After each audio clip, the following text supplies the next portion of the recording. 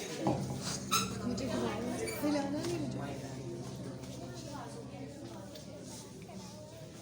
बेटा बाकी बच्चे किधर हैं? सर वो मौसम की खराबी की वजह से नहीं आए। तो जो आज का हमारा मौजू है वो है पाकिस्तान। पाकिस्तान जो कि हमारी आन, हमारी बान और हमारी शान है।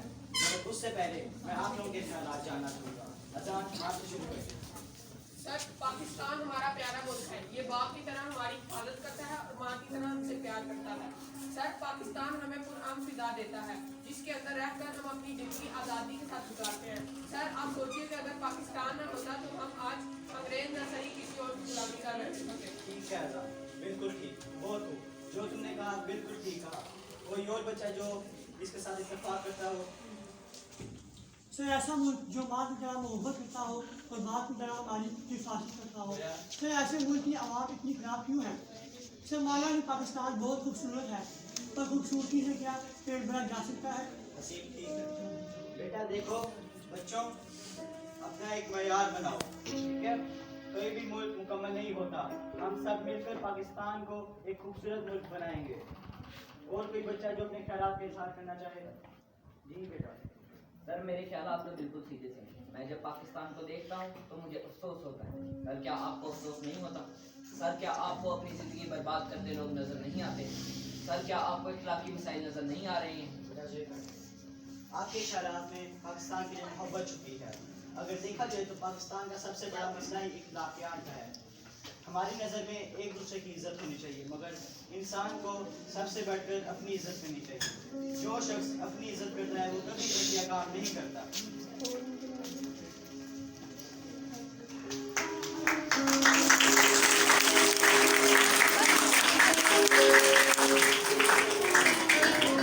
Scene changed.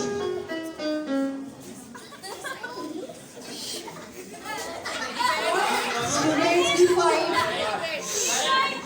Students, please खामोशी से अपना सेमिनार अटेंड कीजिए। आज की तैयारी के लिए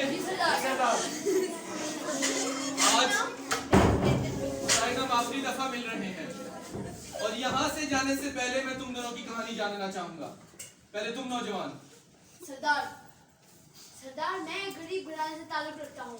मैं और मेरी माँ बस एक दूसरे की ही जिंदगी थे। मेरी माँ ने मुझे इंसानियत सिखाई, मोहब्बत सिखाई, ख्वाब देखना सिखाया। तो तुम यहाँ कैसे आ गए? सरदार मेरी माँ बीमार हुई, वो हेपेटाइटिस की मरीजा थी। मेरे पास उसके इलाज के लिए पैसे नहीं थे। मैं हर जगह गया लेकिन किसी ने मेरी मदद ना की। आखिर में मैंने अपनी माँ को एक सरकारी अस्पताल में दाखिल करवाया, लेकिन उनकी नाअहली की वजह से मेरी माँ की जान चली गई। मैंने कर्ज पकड़कर अपनी माँ को दफन किया। मेरी खाला ने मुझे बताया कि मेरी माँ के पेट पर जख्म है। पता लगा तो वो जख्म ताज़ा थे। उन जालिमों ने मेरी माँ का पेट काट कर उसमें से किडनी निकालकर बेच दी थी। मुझे उम्मीद है तुम्हें तुम्हारी माँ का इंसाफ मिल जाएगा। और तुम नौजवान, जी सरदार। तुम यहाँ कैसे आई? सरदार मैं एक गरीब आदमी, मैं बचपन में ही यतीम हो गया। हम दो बहन भाई और बूढ़ी माँ के साथ जिंदगी गुजारा। एक दिन कुछ शैतान हमारे घर आए और उन्होंने मेरी माँ और मेरी बहन को कत्ल कर दिया। सरदार मैंने हर रास्ता देखा कि इंसाफ मिल सके, मगर मुझे इंसाफ नहीं मिला। सरदार डॉक्टर, जज, पुलिस, वकील जो भी थे वो उस ताकतवर के साथ थे। सरदार मैं इंसाफ तलाश करता करता यहाँ तक आ गया। मुझे बिल्कुल उम्मीद है कि तुम दोनों को आज इंसाफ मिल जाएगा। आपकी कहानी क्या है सरदार? जी सरदार आप अपनी कहानी बताइए। मेरी कहानी?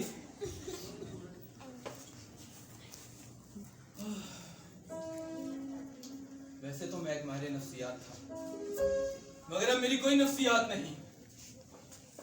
मैं बचपन में ही यतीम और मस्कीन हो गया था। मैंने अपनी जिंदगी में बहुत मेहनत की और एक कामयाब माहिर नफ्सियात बना। मैंने शादी की। मुझे अपनी बीवी से बहुत मोहब्बत थी। मेरे पास एक केस आता है और उसमें कहा जाता है कि मुझे झूठी गवाही देनी है एक ऐसे शख्स के बारे में जो कि बिल्कुल ठीक है। मैं उनकी बात नहीं मानता।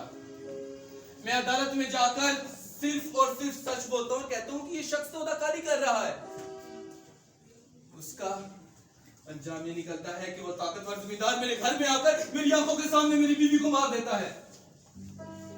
उसके बाद मैंने फैसला किया कि मैं इंसाफ लेकर रहूंगा और मैं जज, doctor, police, bureaucrat, news anchor और हर एक के पास गया, लेकिन मुझे कहीं नहीं मिला इंसाफ। फिर मैंने फैसला किया कि मैं बदला लेकर रहूंगा। तब मैंने ये प्लान बनाया। इस स्कूल में तो डॉक्टर, जज, पुलिस, ब्यूरोक्रेट हर एक के बच्चे पढ़ते हैं। आज हम उनके प्यारों को उनसे जुदा करेंगे और बताएंगे कि अंदर कैसे आग लगती है जब कोई अपना प्यारा छोड़कर चला जाता है। चलो। जी सरदार।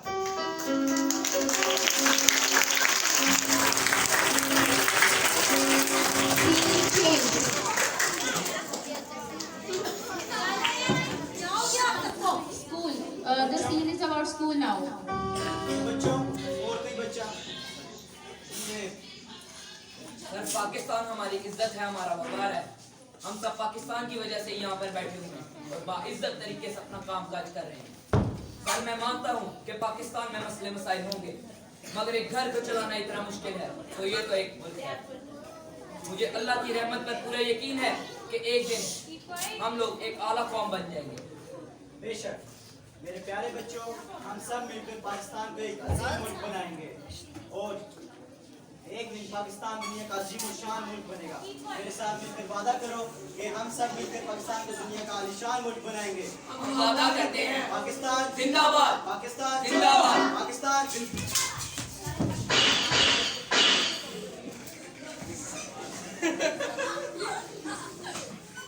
तो बदला पूरा हो गया। सरदार, अब क्या? मेरा तो कोई मकसद ही नहीं रहा।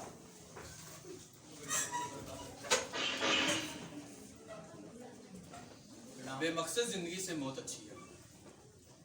जिसका कोई मकसद नहीं उसको मर जाना चाहिए। और मेरे प्यारे दोस्तों, मुझे माफ कर देना, मैं तुम्हें जलील होते हुए नहीं देख सकता था।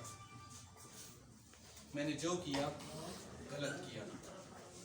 मेरा रास्ता बेशक गलत था, लेकिन आज ये पैगाम चला जाएगा कि इंसाफ मिलना चाहिए और लाजमन मिलना चाहिए। मैं कोई हैवान नहीं, मैं कोई देवता नहीं। मैं बस इतना पैगाम देना चाहता हूँ कि मेरा रास्ता गलत है। मैं उम्मीद करता हूँ कि मेरे जैसा कोई और इंसान पैदा नहीं होगा और हर एक को पूरा पूरा इंसाफ मिलेगा।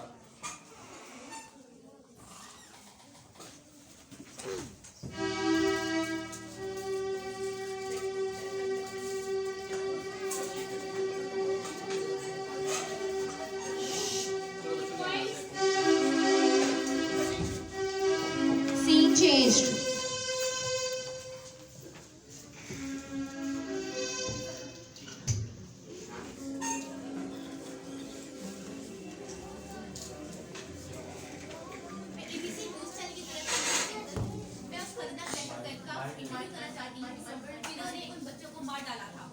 नहीं, मैं आपको उससे मिलने की इजाजत नहीं दे सकता। कैप्टन साहब, मेरे पास कर्नल साहब की तरफ से इजाजतनामा है। दिखाइए मुझे।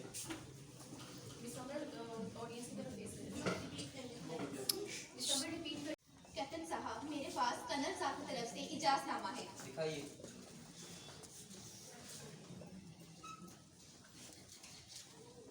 आपको कर्नल मुस्तफा साहब ने भेजा है? जी हाँ। ठीक है, मैं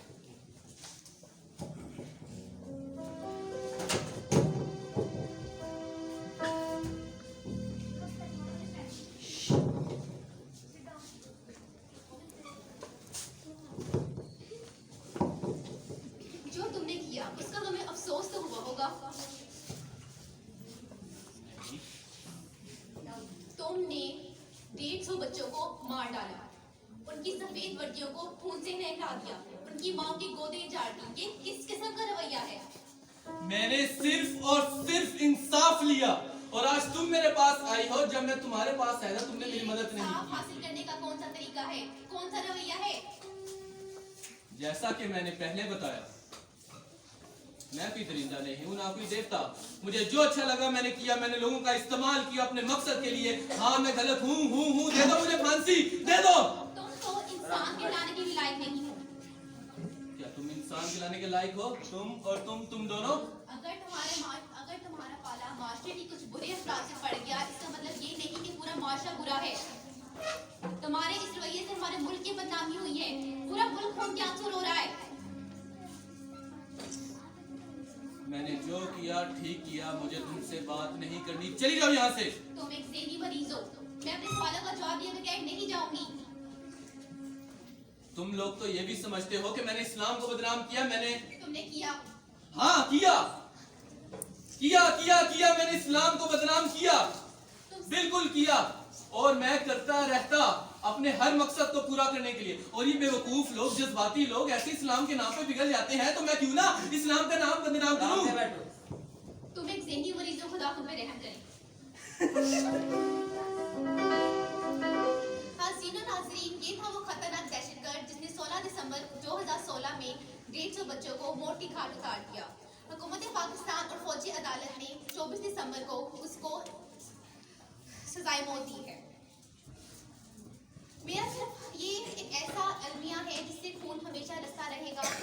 ये याद हमें हमेशा आती रहेगी और हमें अफसोस में मुब्तला करती रहेगी। बस मेरी ये इल्तिजा है, ख्वाहिश और अपने रब से दुआ है कि कभी भी कोई मौका ऐसा दोबारा ना आए